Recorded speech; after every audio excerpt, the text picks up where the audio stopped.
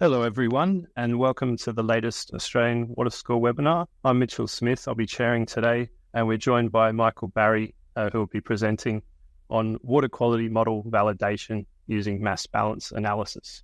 We've got people from over 55 countries today. It's great to see people from all over the world.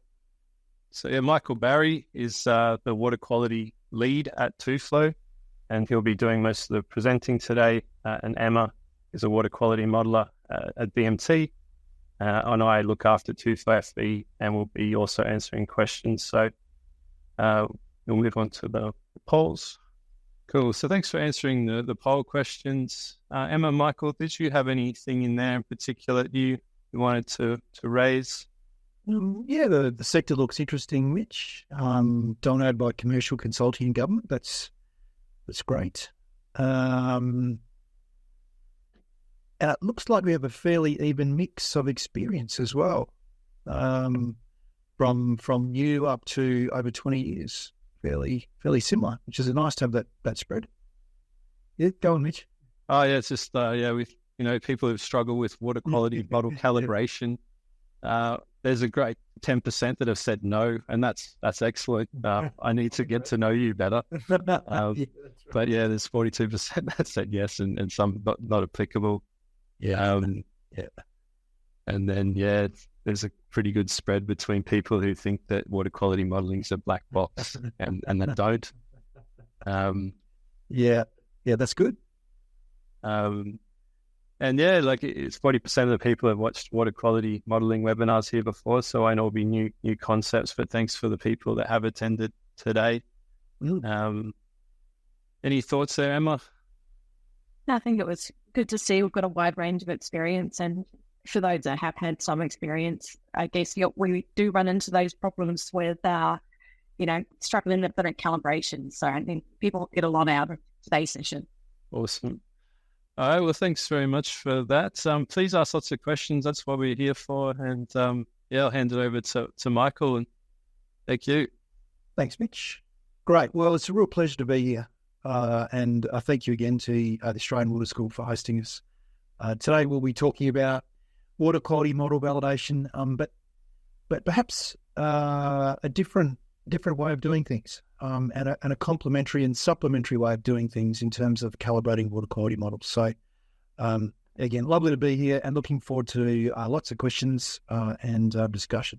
So today we will talk a little bit about context, why we're here, but particularly we'll talk about concentrations and fluxes. And that will be the focus of our webinar today, is the difference and similarities, but mainly difference between concentration and fluxes and how we use those in water quality model development and calibration.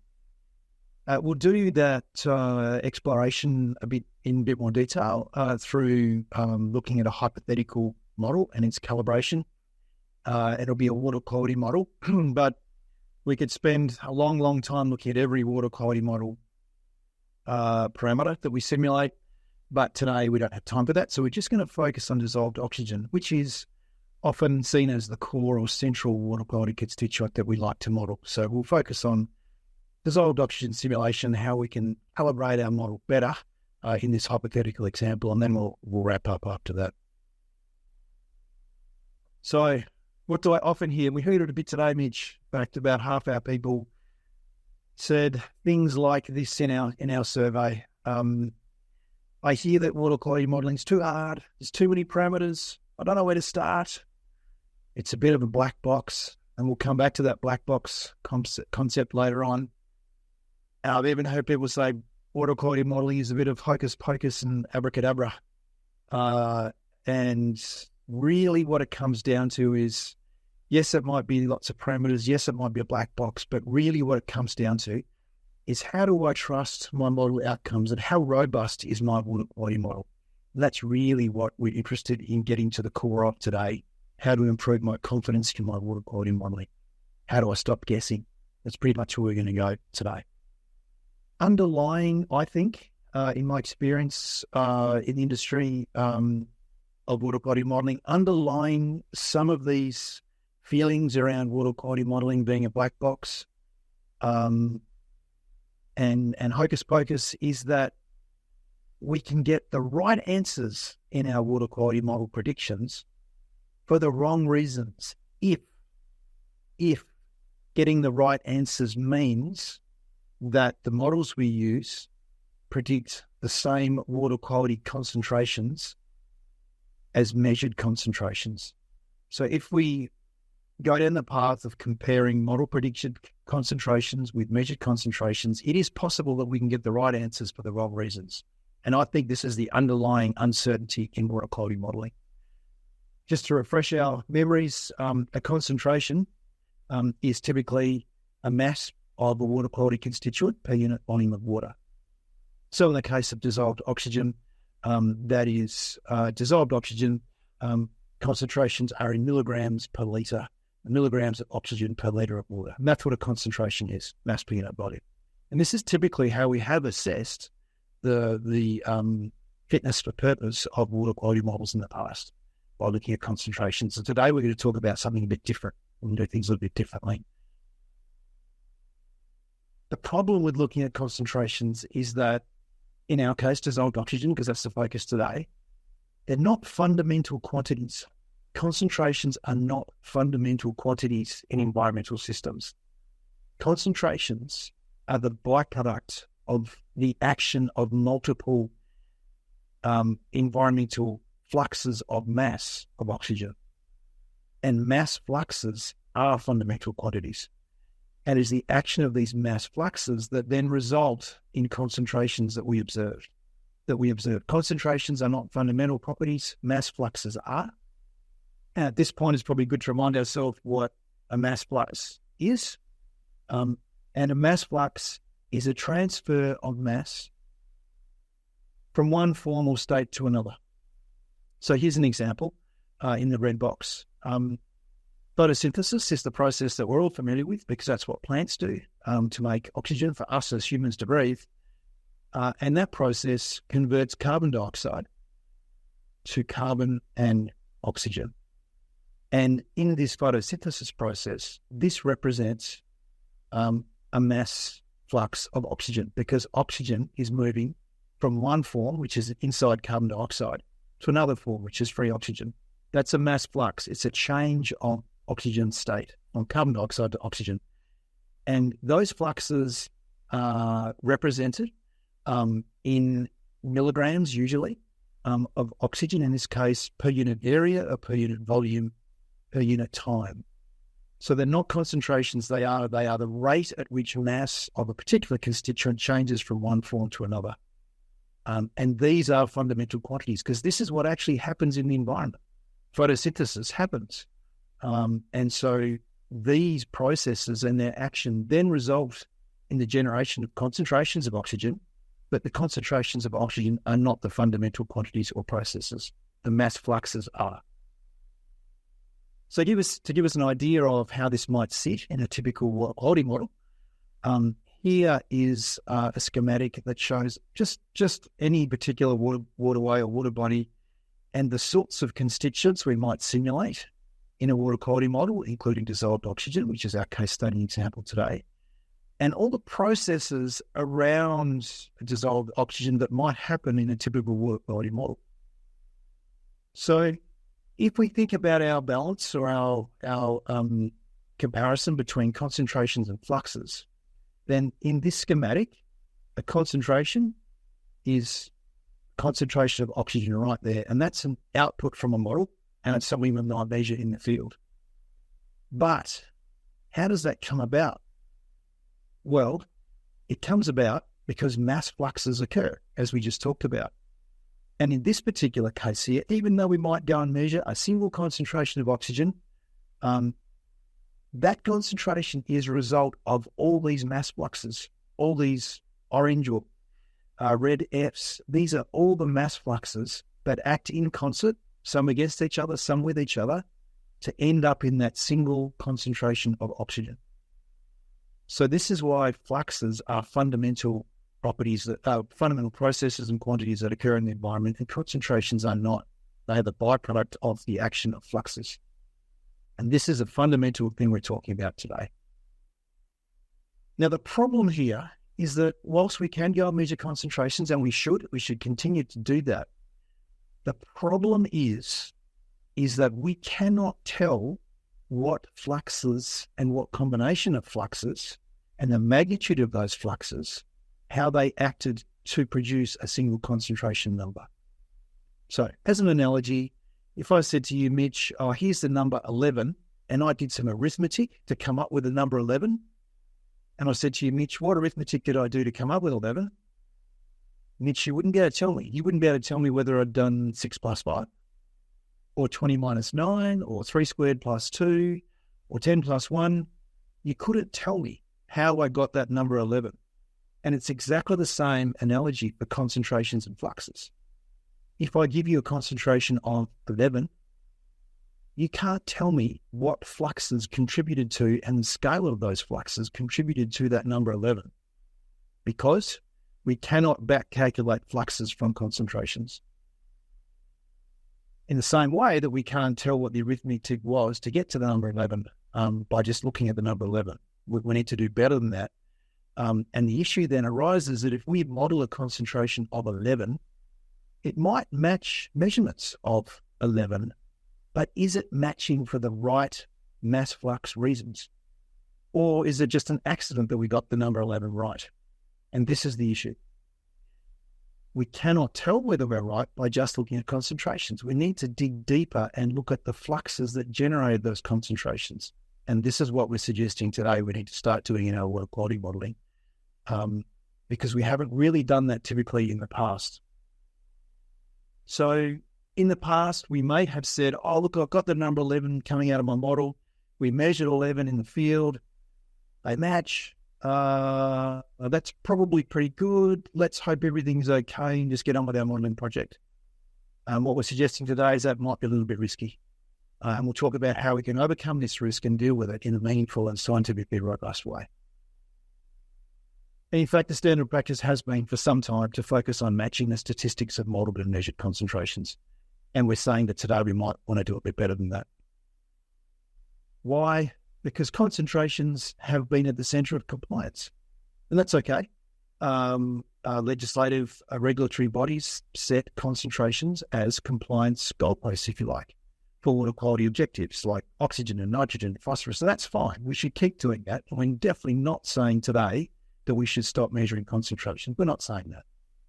But they are about compliance. Mass fluxes are about understanding. And understanding is needed to develop robust water quality models that are not black boxes. We cannot continue, I think, to look at concentration outputs from water quality models only and not pay attention to the fact that that perpetuates their perception as black boxes. We need to come to an understanding of how these models are working. And we get to that understanding through looking at mass fluxes, and therefore we're saying today that mass fluxes and their consideration are an essential part of water quality modelling projects, and they should become so as we move forward. We're not saying we discard concentration comparisons. We're not saying that. We're saying we need to add and give some weight to the inclusion of fluxes in our model predictions, in our water quality modelling assessments. And this can have lots of benefits that we'll talk about today, from setup and calibration of our water quality models, right through to the peer review process and the execution of scenarios. And in fact, if we do things right from the beginning and understand what we're doing by looking at mass fluxes, then the predictive power of our models will be far greater than just by looking at concentrations, because we know what processes and what fluxes are driving our water quality models. And so we will understand the predictive power we may generate from these models when we start changing those processes in scenarios. And this is the value. This is the real value. These 3 or 4 things is a real value in why we should look at mass fluxes and not just concentrations. So let's go ahead and do some digging around this idea, this concept of concentrations versus fluxes through a hypothetical example. So this is a hypothetical example. It's a model that we've built, and it's a water supply reservoir that has a recurrent January or summertime in the Southern Hemisphere phytoplankton bloom problem. And it also has dissolved oxygen issues at depth where dissolved oxygen drops considerably at the same time in summer. This hypothetical has had the owner of this reservoir come to a consultant and say, look, we've got some issues. Can you build a model for us and investigate the issues and perhaps work out ways for us to start addressing these issues? And so a three-dimensional hydrodynamic and water quality model has been built and calibrated, inverted commas, to assist with managing the reservoir and the catchment to which it drains. Now, in building this, I've said this is a hypothetical, but we have used real data sets. We've used real bathymetry and rainfall and meteorology, but the reservoir itself is hypothetical.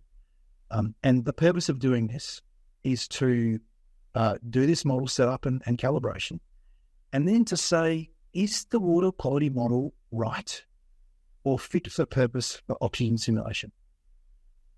In other words, have we built or will we build a tool that actually gives us some predictive power in enabling our customer to look at scenarios where they might manage their water quality problem with confidence and with understanding? So a little bit about the system that we built. It's a linked catchment and reservoir system. The catchment's 5,000 hectares or so with a mix of land uses, as I've listed there, and it gets about 700 millimetres rain a year. It's then drains to a reservoir. Reservoir is about 200 hectares surface area. It's about 35 metres deep at its deepest part. And just for the interests of this particular example, I've added in there 2 legacy point source discharges. So we could think of those as wastewater treatment plant discharges or local urbanisation point source discharges, and 1 offtake. The offtake is obvious because it's a water supply reservoir. We need to get water out of the reservoir, so that's why it has an offtake. So the reservoir has catchment inflows, 1 offtake, and a couple of on-source discharges, just to make the problem interesting. Here's the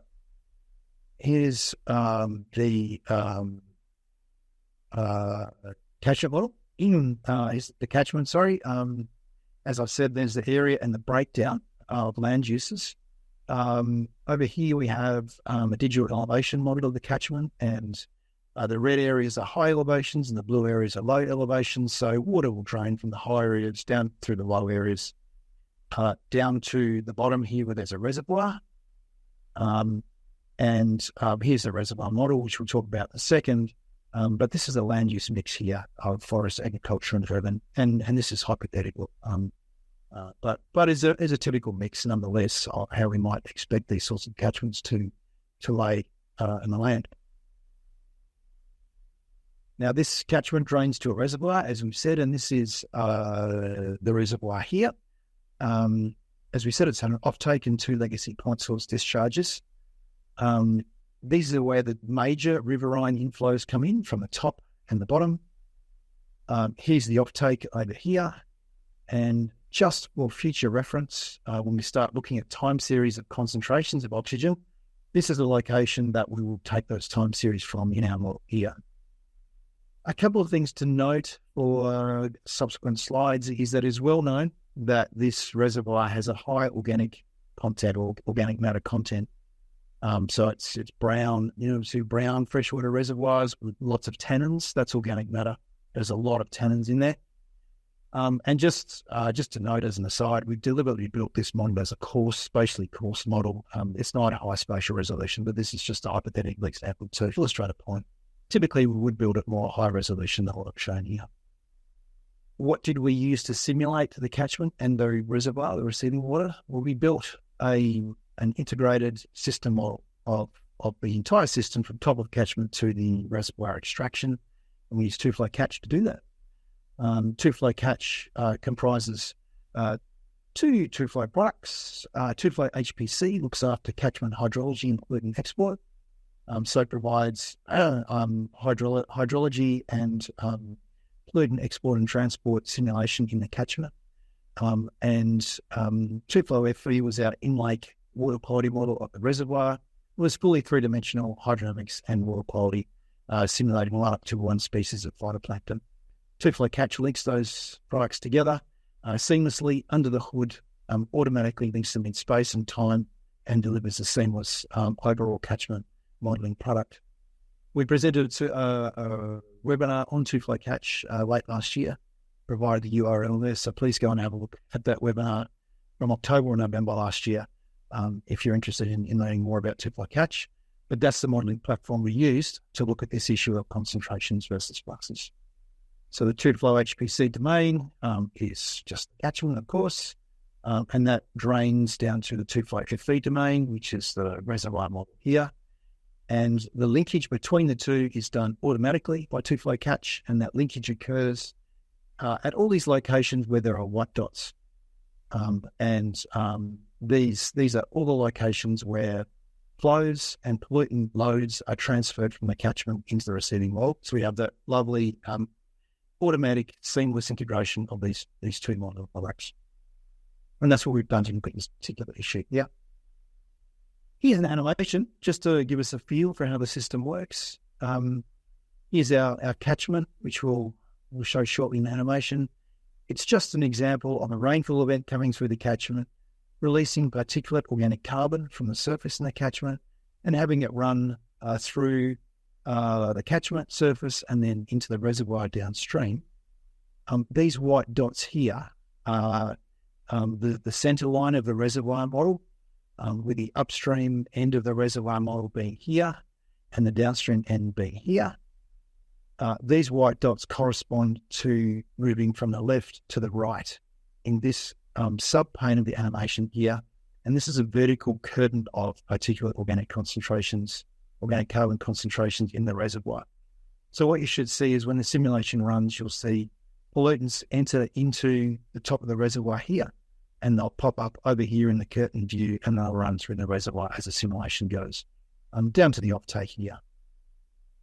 High concentrations are red, and low concentrations are blue. So just run that one. Here's the rainfall event. You can see the detailed hydrology and pollutant transport predicted by TUFLOW HPC, and then those pollutants are delivered seamlessly into TUFLOW FE here in the receiving waterway.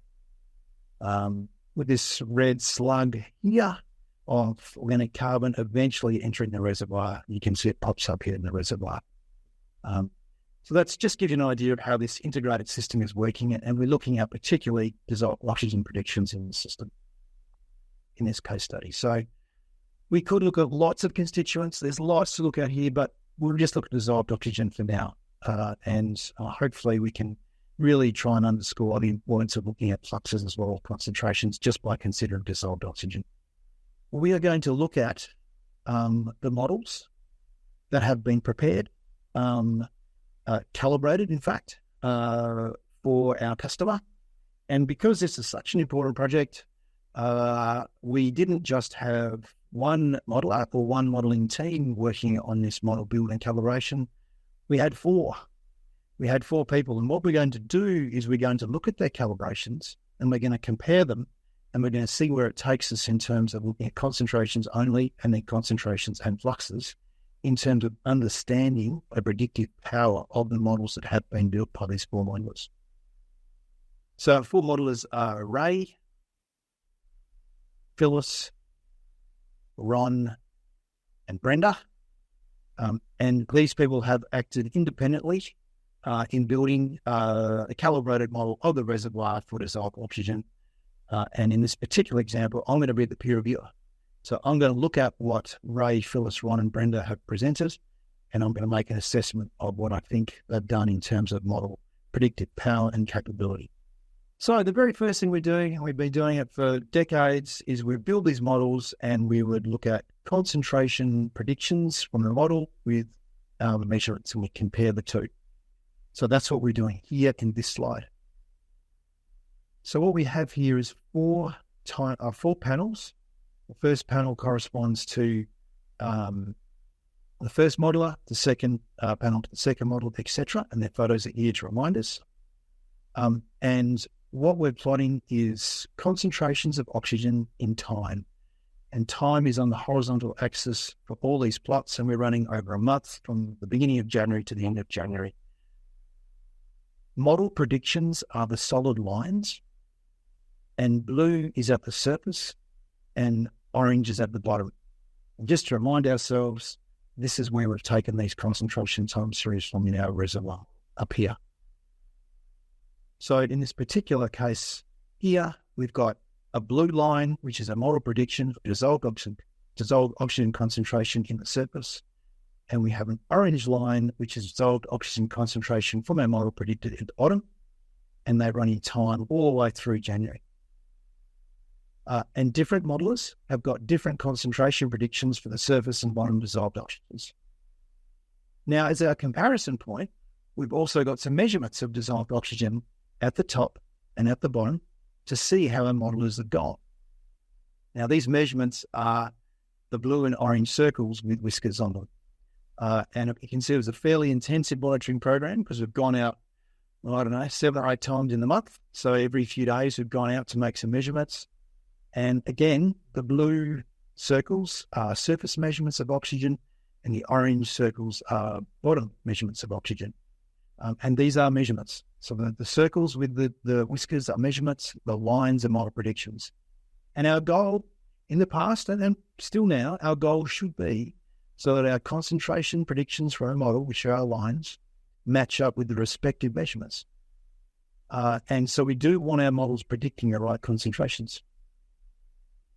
Now, if I'm reviewing these, I'm looking at the time series, the lines, and the circles and whiskers, and I'm seeing just by eye how they compare.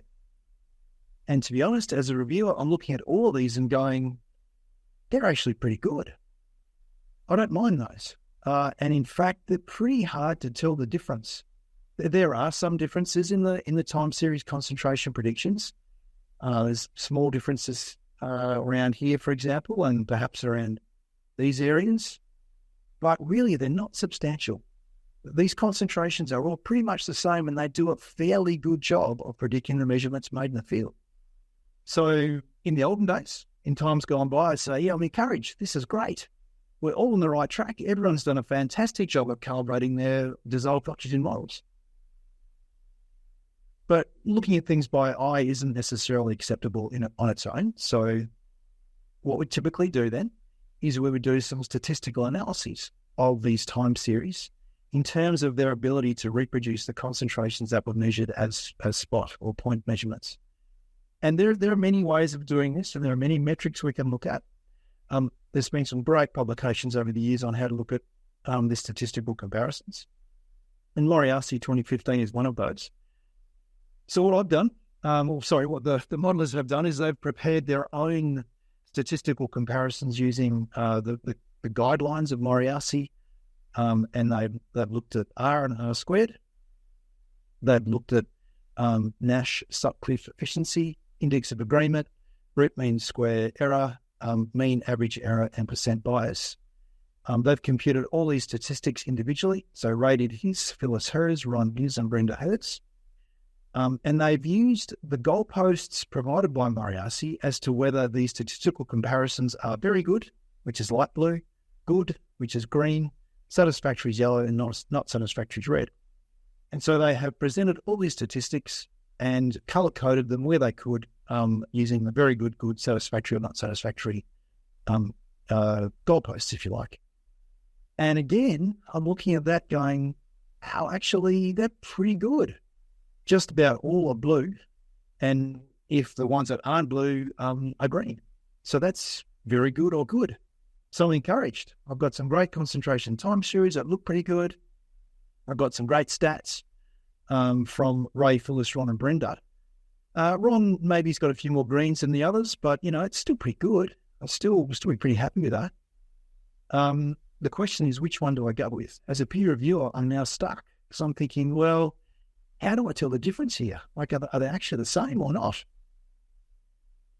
Well, of course, we need to start not just looking at concentrations. We need to look at fluxes as well, because fluxes of oxygen determine how these concentrations come about.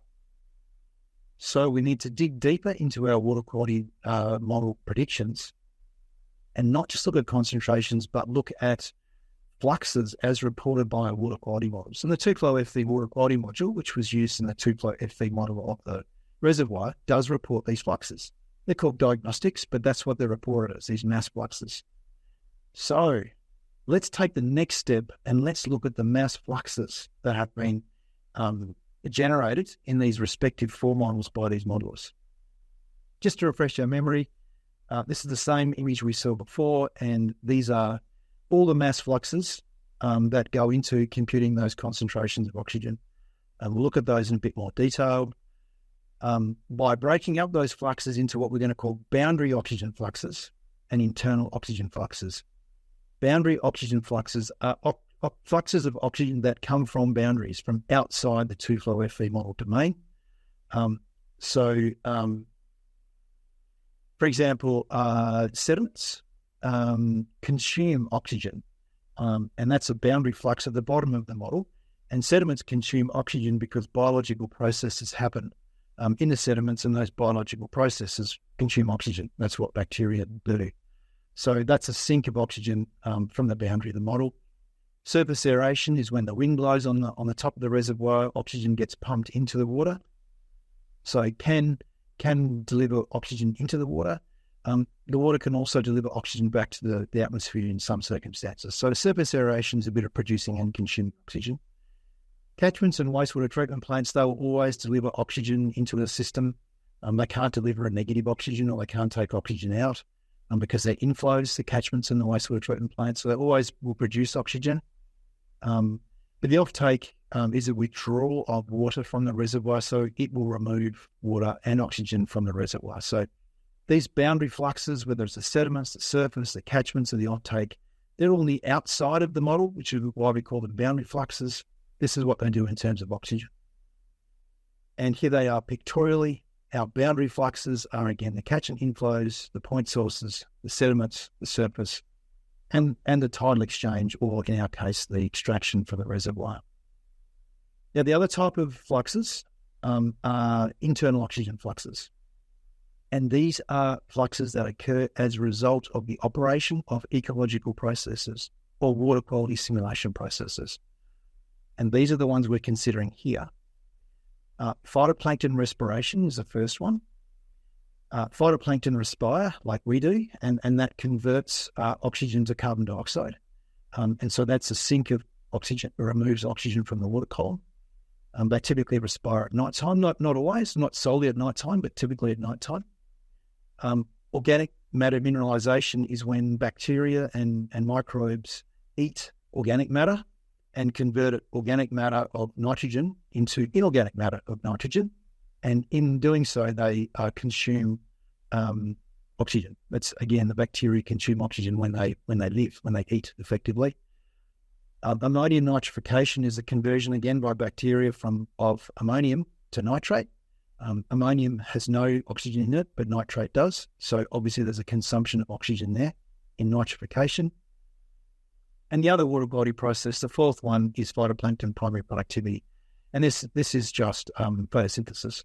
This is what phytoplankton do during the day, just like leaves on trees in the forest do during the day, which is produce oxygen from carbon dioxide. And again, that's a reason we as humans can exist, because phytoplankton and trees produce oxygen for us. And so that's what that primary productivity means. Here are the internal fluxes on our diagram again. It's just these four here, which is interaction with organics, inorganics, phytoplanktons, and organic matter. So these internal fluxes, these are what people typically associate as black boxes in water quality models. This is it right here. Boundary fluxes, yeah, they come from other places. Internal fluxes is what water quality modelers will set in their water model calibration. This is what we do when we set water quality model parameters. We adjust these fluxes. We may not know how we're adjusting them if you only look at concentrations, but this is what we're really doing. We are changing these fluxes in our olden days black box in these internal fluxes. So let's look at these now. Let's plot them up in a time series. Let's look at what has been done here by one of our modelers. And what we've got here is two figures. The first figure and this top figure and a bottom figure. The top figure has used the diagnostic outputs or the flux outputs to plot in time from left to right nothing else than the total mass of dissolved oxygen in the reservoir in time. There's no concentrations in this figure. There's no concentrations here. It's mass. It's just the mass of oxygen in the reservoir. And it starts off at about 90 tons of oxygen. And as the simulation runs through, that mass changes in response to all the fluxes that we've been talking about in the past. And this is the mass. So it's a typical number is, say, 90 tons, 85 or 90 tons, a typical number for the mass of oxygen in the reservoir. Now, the reason this mass is changing is because of the operation of the fluxes that are being applied to that mass. So let's look at those fluxes now, which we get from the diagnostic outputs from our water quality model. They're not concentration outputs, they're diagnostic mass flux outputs. And let's look at some of those that might be of interest. So I've plotted them all up here in this bottom figure, which again is in time from left to right. And each of our boundary fluxes is an individual line. And our combined sum of our internal fluxes is just a single line. And we'll look at those internal fluxes in more detail on the next slide. But in terms of our boundary fluxes, let's look at the catchment inflows. So orange line here with the stars is the catchment influx of oxygen mass. No concentrations here, it's oxygen mass. Let's have a look at what happens here. So over the course of the simulation, the cumulative flux of oxygen from the catchments reaches about 100 tons. So over the course of the simulation, about 100 tons of oxygen has come into the model from the catchments. That's a really interesting thing because the standing mass of oxygen in the reservoir for the whole simulation is around about 85 to 90 tons. So what we're saying is that whole oxygen mass in the reservoir has been exchanged or delivered to the reservoir by the catchments alone over the course of the simulation. That's a really interesting understanding point from our model that we wouldn't get from looking at concentrations. Similarly, surface aeration, which is this blue line here, which is the aeration of oxygen into the water from the atmosphere, that also, as a cumulative flux, has delivered also about 100 tons. So another 100 tons has come from the surface aeration of oxygen, which again is about the mass of oxygen in the whole reservoir. So it is significant. It is a significant process.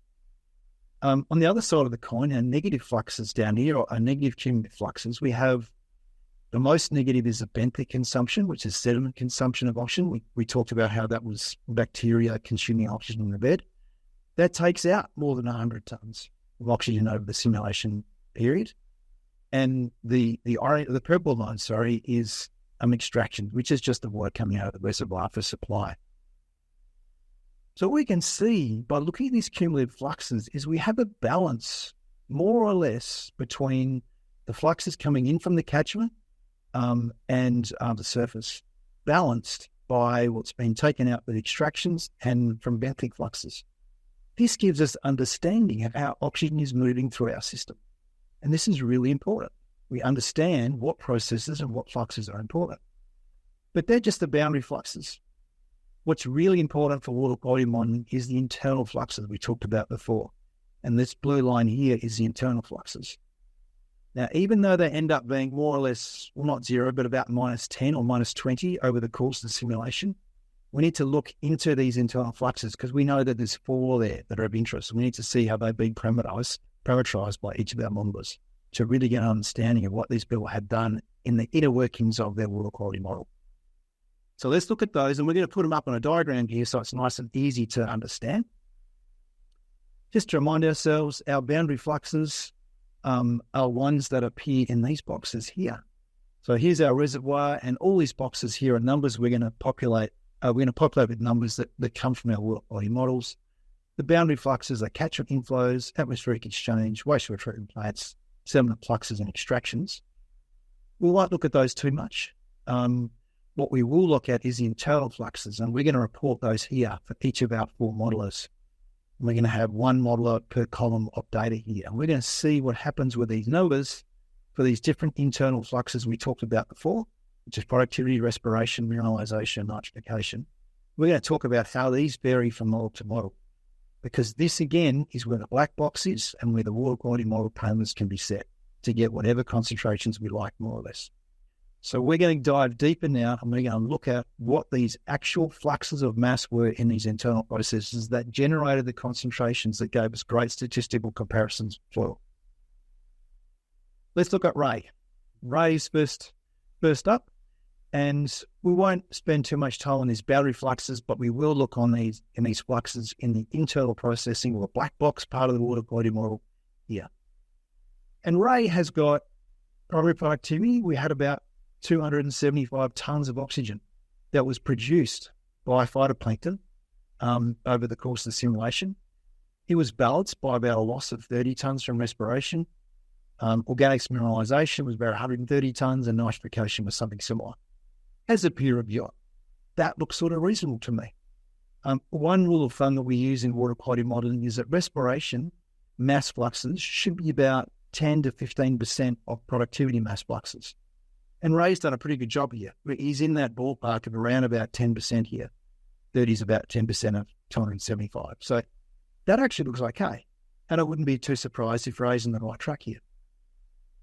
So I'm getting some confidence that the inner workings of Ray's model might be okay. Let's look at Phyllis and what Phyllis did. And now these are Phyllis's numbers here. What has Phyllis done? Phyllis has turned off nitrification. Her oxygen flux for nitrification is 0. And this is bad. This is not right, because it is well known, as a peer reviewer, I know that nitrification is a real process in water supply reservoirs, and it is often a considerable concern to water supply managers that this process occurs, and to some extent. But to get the right concentrations, Phyllis has turned that nitrification process off. That's not good. That is not good. So we're going to give a big red cross to Phyllis there. Now, secondly, looking at respiration here, Phyllis has got a pretty big respiration rate compared to her productivity. She's almost up at 20% for that rule of thumb we talked about before. And I think that's too high. I don't think that balance is right. I think that's out of the bounds of what we should be expecting. So I'm going to give her a red cross there as well. So even though she got good concentrations and great stats, I don't think the underlying fluxes are right. Let's look at Ron. Ron has at least turned nitrification back on again, but Ron has set mineralization of organics to 0. Now, we knew from the beginning, if you remember, that we said this reservoir was brown, it had tannins in it, it had lots of organic material in it. So if it has lots of organic material in it and bacteria that occur naturally, there is just no way that organic mineralization is going to be 0. It's just not right. So again, I'm going to give Ron a bit of a red cross there, because that's not really okay. We cannot be getting the right concentrations for the wrong reasons, and this is a wrong reason. And similarly, his value of 71 here, that is, I think, outside the bounds for respiration as a proportion of productivity. I don't think that's right. So there's another red cross there for Ron, and I'm not happy with his modelling anymore as a result. Brenda has got both those processes turned back on. Those fluxes are not 0 anymore. She's sort of in the right ballpark for respiration compared to productivity. That looks pretty good. I'm sort of okay with Brenda's model setup. It's okay. But the point here is that we can have this conversation. We can have this conversation about which model is performing better by not just looking at concentrations, but digging under the hood and having a look at the mass fluxes that are generating these concentrations. And this is where understanding occurs. And this is where I think we need to be going as an industry to improve the way that we build, review, and then execute our water quality models. So going back to our table of statistics, even though Phyllis had pretty good stats, probably some of the best even, I'm going to rule her out because I know that she set one of her processes to 0, and that's not right. And Ron, same thing. You set one of your processes to 0, and you really shouldn't have done that. Even though you got greens and blues, it's not okay. Not okay, Ron. You shouldn't have done that. So I'm ruling that out, those models out. Ray and Brenda are still in the mix. They're okay. They're okay. I'm happy with those. But I only know that because we look deeper at the fluxes. And this is the important message of this webinar. We only know that for that reason. We could not discern that from looking at concentrations or these statistics alone. So back to our friend, the black box. Our modelers, some of them have the right answers for the wrong reasons, and this is bad. This, I think, is one of the root causes of why we have this black box mentality around water quality modelling. Let's not do that anymore. Let's actually start looking at models in a bit more detail, looking at fluxes instead of just concentrations, and understanding what we're doing in our models. Ultimately, because we have the wrong answers, the right reasons for the wrong answers, because we've done that, the right answers for the wrong reasons, our predictive capability is compromised. If we're getting the right answers for the wrong reasons, how can we trust our models in predictive mode? We just can't do that because we don't know that the processes we're changing are actually correct. What if we were to do a scenario on changing nitrification rates in one of those scenarios, which were already set to 0? We wouldn't get any response in our water quality model because they're already at 0 and we'd be stuck. So this is the problem. We build models that aren't correctly parameterized, the processes are wrong, and we get stuck at scenario time because the processes are wrong. And we go, oh, it's too late. I ran out of money, I ran out of time, what do I do? Because we treated our water quality models as black boxes. So what do? We get rid of the black box by looking at our fluxes and understanding diagnostic information. And we report and analyze these fluxes. And all the fluxes I've shown you in this webinar have come from a water quality model. They've come from the TUFLOW FE water quality model. It's not like we don't have access to this information. It's there. We just have to utilize it. And then we need to engage with managers and decision makers who actually understand these systems beyond just modeling and ask them, is it okay to turn off nitrification? Is it okay to turn off organics mineralization? Do these phytoplankton growth fluxes of oxygen look about right? Does that concur with your experience of looking at these reservoirs for 30 years?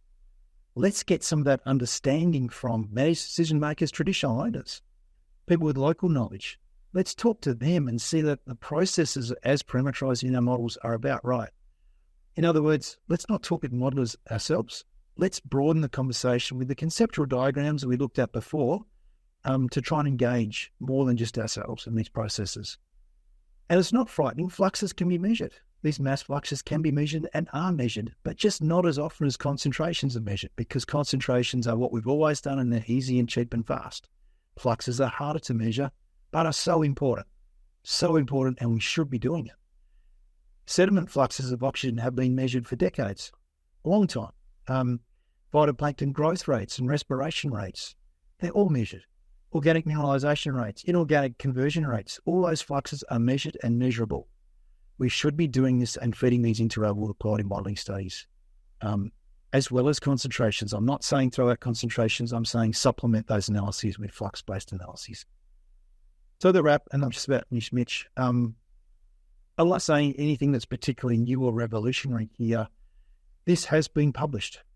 And this paper here by Hipsey 2020 and his co-authors is absolutely pivotal and central, I think, to water quality modelling going forwards. Absolutely, because this paper talks about the different levels of water quality model validation that we can go for. And one of the lower levels is just by looking at concentration comparisons and going from there and saying, that's it, I'm done, all over, I hope for the best, and I'll just go into our scenarios. But then Matt goes on to talk about how we should be using fluxes to understand how our models are actually parameterized. And this is what I'm saying here today as well.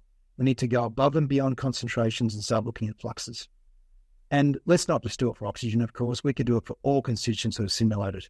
And we should be doing it for all constituents that are simulated because it provides understanding. And we can have meaningful conversations with our peer reviewers, for example, saying, hey, here's my concentrations. Don't they have great stats? We can move from that to saying, my concentrations, here they are, and haven't they got great stats? And this is the reason why I got those concentrations. That's where we need to go with this. And that's what Matt says in his paper here. So this is my last slide, Mitch. Comparing concentrations as model time series predictions with point field measurements, in my view, actively excludes understanding. And often the most time-consuming, resource-consuming, money-consuming aspect of modelling studies is the calibration time. Why? Because we are randomly flicking around with water quality parameters to guess how we can get concentration time series to better line up with measurements. And that is inefficient and ineffective, and it belies any sort of attempt at understanding. And this is the problem. So one way we're proposing is to not just look at concentrations, but to use flux assessments to understand what the major fluxes are in our system, and therefore which parameter set will adjust those fluxes to then adjust concentrations if we need to, within reasonable bounds. So let's stop guessing at the calibration stage. Let's stop doing that. Let's look at fluxes to tell us where we should be focusing our calibration effort. And let's do our calibrations effectively and efficiently instead of guessing. And even if we did get a good calibration in terms of concentrations with great statistics, we still end up arguing often with peer reviewers over the goodness of fit or the fitness for purpose based on calibration concentration comparisons. And that does not support conversations about model predictive capability, power, or understanding. And so when we get to scenarios and we run them, we can make changes in our parameter set and get unexpected responses from our models if they've been inappropriately calibrated or set up in the first place. And then we're back to square one to recalibrate our models, and we are wasting even more time than we did in the first calibration effort. And this is bad. And this is where I think we need to fix the way we do things. So what are we going to do? Let's go and measure fluxes more routinely. I know they're harder to do. I know they're more expensive, but I don't care because they're absolutely fundamental to getting this modelling right and getting rid of this black box mentality around water quality modelling, because we have the tools right in front of us to do it better and do it better now. So we should be doing so. And we should be using numerical modelling tools that support assessment and analysis of these flux, and they're included in the TUFLOW suite. So this is where I want to leave it, Mitch. This is my last slide. I hope the message is clear there that I think we need to move forward as an industry and do things better and more robustly, because I think we owe it to our stakeholders and customers who spend a lot of money on this. And I think they deserve us to do better. So I'm happy to take questions and answers, Mitch. Yeah, thanks very much for a really excellent webinar, Michael. That's great stuff. We've got about 5 or 6 minutes for questions. So if you've got things that you want to ask, we're here to answer them, and we'll hang around to answer them after the session as well, and send them back to you by the email. I've got a few here that it would be good to put out to the floor. So, so Anon sent through where can someone get information that educates me on what range of flux values are realistic? Can they be measured to and reported in a concentration or rate of change value? Yeah. The literature is well populated with these sorts of pieces of information. Algal growth rates is a great example. People have measured algal growth rates for lots of different algal or phytoplankton groups under different environmental conditions. They are there for us to then use best we can in our water quality models. There's been designated studies going out and collecting sediment flux rates for oxygen and ammonium and nitrate as well, and they're published. So the literature is a good place to go. There is considerable grey literature as well. That's understood. It's a bit harder to get hold of sometimes. But I think we should be always doing our best to scour literature for the processes, for rates and fluxes for the processes we think will be important in our systems. Awesome. Thank you. What would you consider to be the minimum time span that you need to look at modelling for a baseline water quality assessment? Your example was 9 years. Is that common, or would you do another time frame? I think that depends on the questions that are being asked. I think typically water quality studies, though, will be over multi-annual periods because we need to look at the seasonality and impacts of seasonality on water quality processes. And one of the primary drivers in seasonality is temperature, and temperature drives all ecological processes. So at least a year would be my guess. Multiple years is probably more common. And we probably would look for different types of years in terms of rainfall as well. So wet year, dry year, medium year, those sorts of things. If we were asking questions about very short-term impacts like toxicants being released to waterways, that's different. That's a short-term acute toxicity rather than chronic toxicity. But typically when we're talking about water quality model calibration, we are talking about chronic issues, not acute.